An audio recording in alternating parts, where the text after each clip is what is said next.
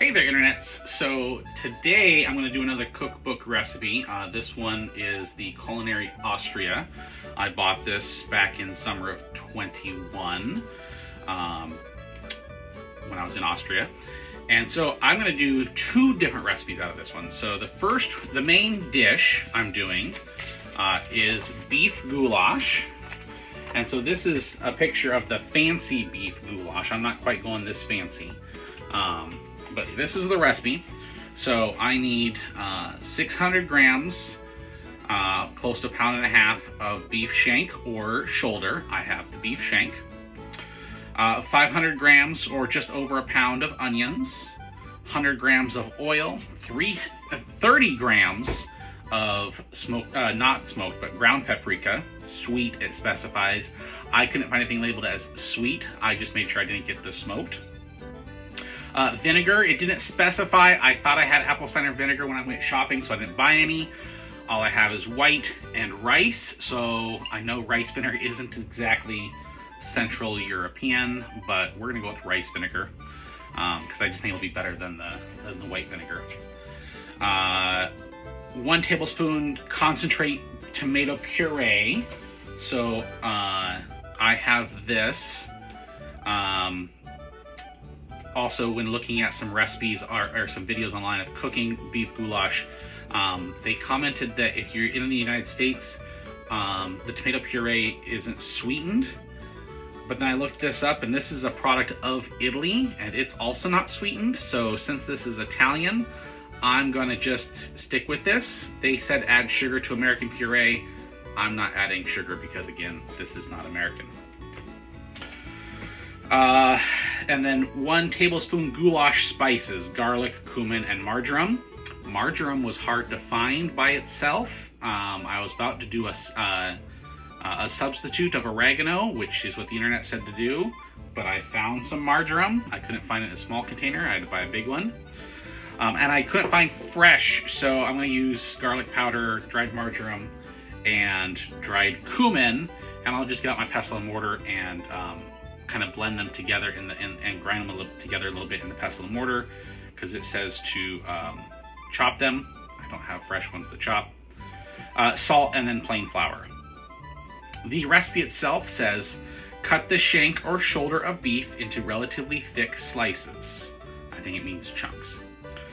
Cut the onions into long strips, then fry in the oil until golden. Add the ground paprika, stir, and then pour in some water and a dash of vinegar so ingredients do not burn. Add the concentrated tomato puree. Chop the goulash spices finely.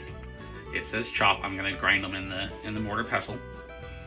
Then add together with some salt. Place the meat in the pan. Add enough water to cover the base of the pan. Cover and allow to cook. Stir frequently and add more water if required. When the meat is done, dust lightly with flour, stir, and bring to a boil. Adjust seasonings. Serve with boiled potatoes, bread dumplings, or pasta. So based off some videos I watched, since this doesn't tell me how much water, I'm gonna do about 3 cups of water based off of various recipes I saw on other videos. And then the other recipe I'm going to do, so it says to pair it with boiled potatoes, bread dumplings, or pasta. I'm not going to pair with any of those. I'm actually going to do potato dumplings. And this is what they look like here next to this roast pork. Potato dumpling. And these sound delicious, so I'm going to do them. So I need 500 grams of a floury potato. Apparently a russet potato is a floury potato, if you were wondering. 50 grams of semolina. 150 grams of plain flour, 2 egg yolks, and 30 grams of butter and salt. This one says boil the potatoes, then peel and mash them while still warm. I found out this is a way to keep the starches in the potato and have the potato be less wet when you're working with it. Again, the internet came to my rescue there. Mix with the semolina, flour, egg yolk, butter, and salt to make a dough. Leave to rest. Make the dumplings and then place in boiling salted water to cook. This dough is also suitable for apricot, plum, pork, crackling, or meat dumplings. We're not going to add anything to this particular potato dumpling for this particular round. It's just going to be a potato dumpling. And I'm going to make them, you know, maybe about golf ball sized or so. For this particular round, we'll see where I go from there. As I make them, I might go a little bit smaller. I'm not quite sure yet. But so those are the two recipes I'm going to do. So I'm going to go ahead and get things prepped, and I'll film that like I did last time, and then we'll put the recipe together itself. I'm not sure what else I'm going to have with this yet. Maybe some peas or green beans, whatever I have frozen in the fridge. I'm not going back to the store to get some fresh vegetables, but I feel like I need some greens with this. But I also have this lovely garlic sourdough that just came out of the oven a little while ago. I thought a friend of mine was going to take it off my hands, and they didn't. So this will be mine to enjoy now, and I might have it with my dinner, even though I'm having the potatoes. So anyways, let me get to prepping.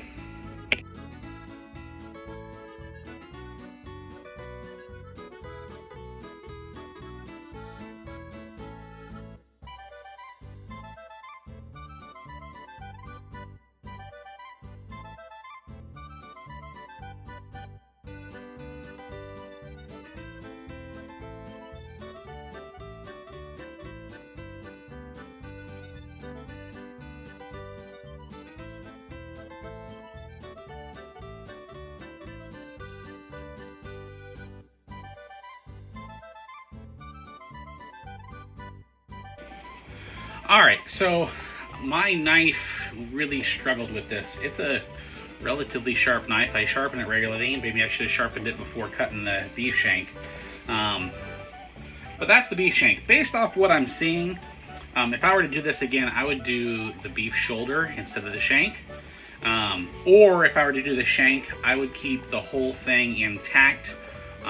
Just trim off some of the outer fat, keep it in the bone, and then slow simmer it for a long time in the goulash sauce. So now I'm going to set this aside, and I'm going to prep up my other vegetables. You can probably hear the water boiling. That's the potatoes. They got another minute or two boiling. I'll check them here. And then we'll go ahead and get started with our goulash sauce.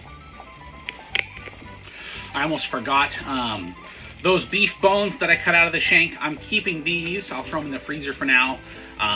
The fat did get thrown away. I wasn't going to try and do anything with that for now, but I'll save these bones. I've got a couple other recipes that call for beef bone, so I'll see what I do with these later on.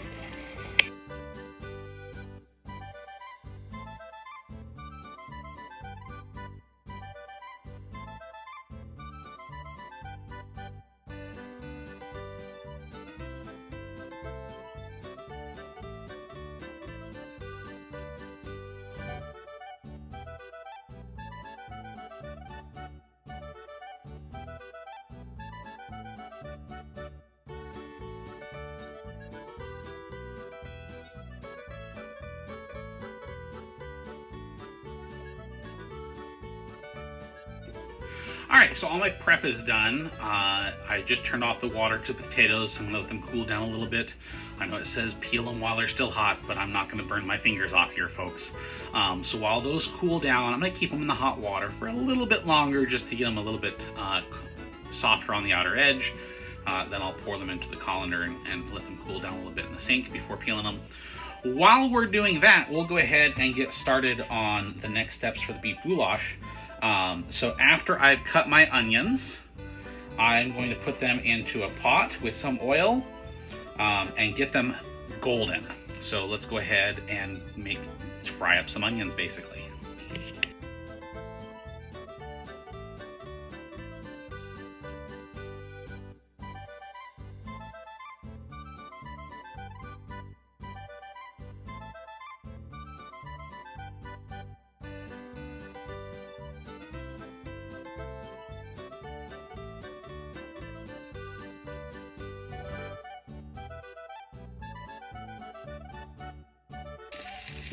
All right, so we have the onions golden brown.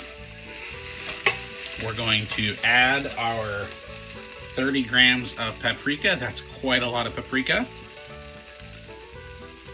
But it's a paprika-based sauce, so it makes sense that there's that much paprika.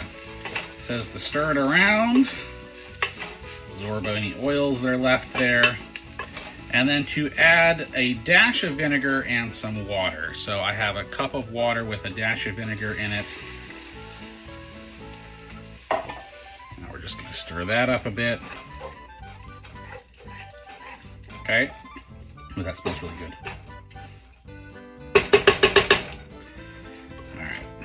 Turn that up just a tidbit there. And then it says to add the concentrated tomato puree, the chopped goulash spices, and then a little bit of salt. So we'll go ahead and that's a little over a tablespoon, which is what it calls for. Our spices that I went to put through the mortar and pestle. It didn't tell me how much spices, so I just did an equal amount of each. And then it says a little bit of salt. Oops. I got some nice little sea salt here. We'll just, doesn't really say how much. Do a couple of pinches. I think once I add all the beef and more water, that salt's gonna be absorbed pretty quickly. Stir that up. Turn the temperature just a little bit more. I want it to kind of be on a slight simmer right now. It's not quite there. And then I'm going to place the meat in the pan, and then we're going to cover, and I decided I'm going to do 4 cups of water. Last week with the coddle, there wasn't enough broth when I went to go portion it off for other meals, so I'm going to be a little bit more generous with the liquids this week in hopes that there's enough leftovers for other meals. So let's go ahead and add the meat.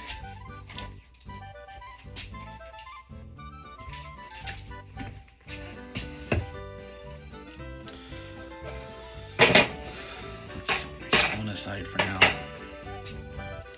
There we go. We got a nice little simmer starting to pop up here. I'm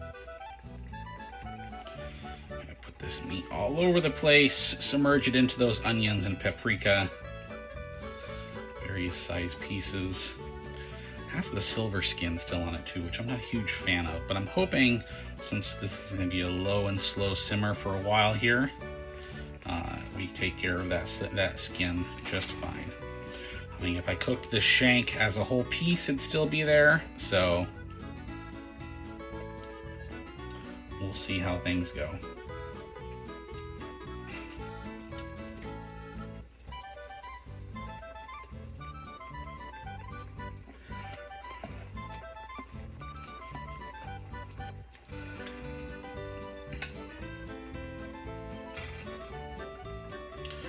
All right, there's our meat.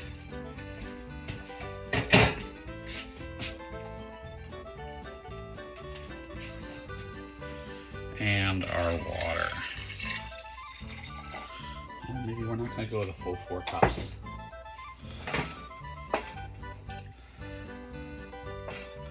I put about 3 cups in. We'll keep it there. I'll bring it up to a simmer, and then we'll cover it and let it cook for a while. It just says cover and allow to cook. Doesn't tell me how long, and it just says to stir frequently and add more water if needed. So with that amount of water, we'll just kind of watch it. Turn it up a little bit here. Get that simmer going. And then we'll let it cook.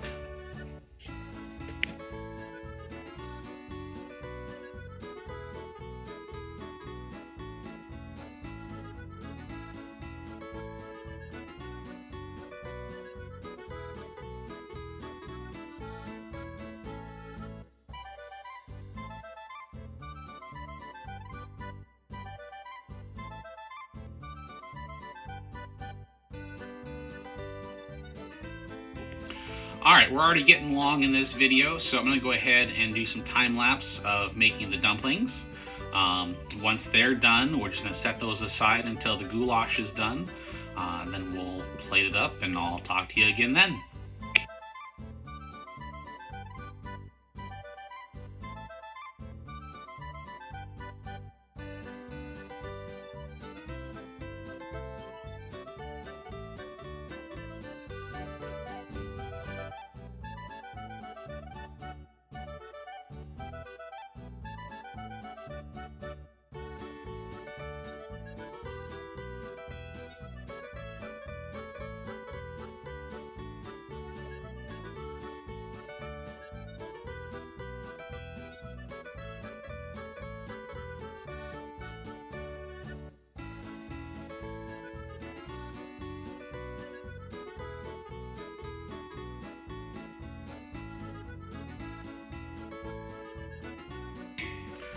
All right, so the dumplings just finished cooking.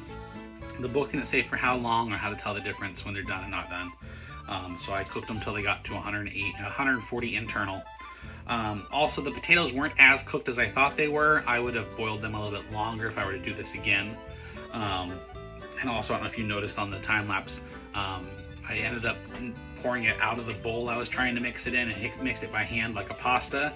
And it got very, very sticky on my hands. So I would potentially use maybe a hand mixer or something next time. I did just check the beef in the goulash, and I think shank's the wrong choice if I want this in like an hour or two after starting it. I think it has to like simmer for a lot longer to get to the point where the beef starts to fall apart. So that being said, I'm gonna go ahead and try one of these potato dumplings right now because I'm hungry. It is dinner time. This was meant to be dinner, but I think the goulash has to go for like another half hour to 45 minutes at the rate the beef is going. So grab one of the dumplings. Like I said, they're about golf ball size.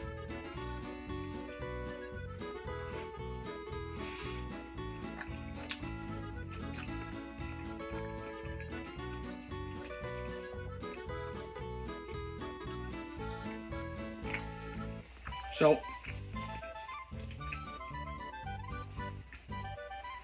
I think they need more seasoning. I think in a sauce, they'll be great. Standalone, they're a little plain. While they sit here and kind of cool down a little bit, I might sprinkle some salt on top of them to let that soak in. The texture's good. It's like a larger, denser gnocchi. I might even consider doing this recipe and making them smaller gnocchi sized. But the picture that in the cookbook showed them about golf ball size. That's why I kept them golf ball size. So I'm gonna salt these. I might eat one or two more. I still have that egg white from the eggs. I might fry that up with a little bit of salt and pepper and eat that while I'm waiting on the beef to finish up. But hopefully the next clip you see me in will be trying the beef goulash.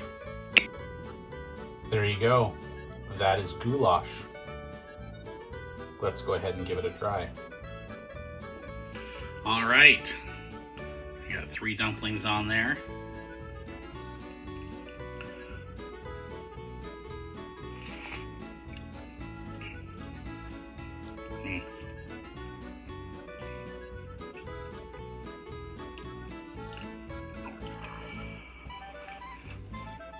Yeah, the beef is still a little on the chewy side. The sauce is actually a little bitter. Now, I've had this in Austria before, and this is not how it's supposed to taste. So either my paprika wasn't good, my spices weren't spiced enough, the meat was off, something. Now, I think I can fix this. I think I can make it palatable, but it's currently bitter. So I'm gonna mess with it, see what I can change. The meat's just not the right cut. I think I gotta go with the shoulder next time, not the shank. So, but yeah, I'll mess with it. I'll see what I can do. I might update you all in the future if I find a way to make it better if I do it again. Thanks for following along. All right, so now that you've seen me try the dish and not like it, I went through and double checked all of my ingredients, and my paprika was bad. I went through and smelled all the spices, got to the paprika, and it had a bitter smell to it, which was reminiscent of the taste. So this was a fail. The dumplings are wonderful. I did add a little bit of salt to them and was just eating them straight up. But I also discovered while editing my videos that I forgot to put the butter in the dumplings. So that might have been an issue with the overall flavor. And I didn't let it rest before I cut it up into dumplings. So if I do them again, I need to remember to add the butter and let it rest before making the actual dumpling. But I made 16 dumplings. I've eaten 6 of them. I will eat the rest. I will find a I mean, I might just the ones I ate with just salt, so I might just eat these ones with a little bit of salt and call it good. Yeah, so I will buy some fresh paprika one of these days and remake this recipe. I'm not going to give up on it. I am going to change to the shoulder though. Overall, the shank was still a little on the chewy side. I blame the silver skin on it. I didn't take it off because again, it seemed like it was like, yeah. I should have trimmed it off, but I'll get the shoulder next time instead of the shank. All right, thanks for following along. I know I already said that once, but see ya.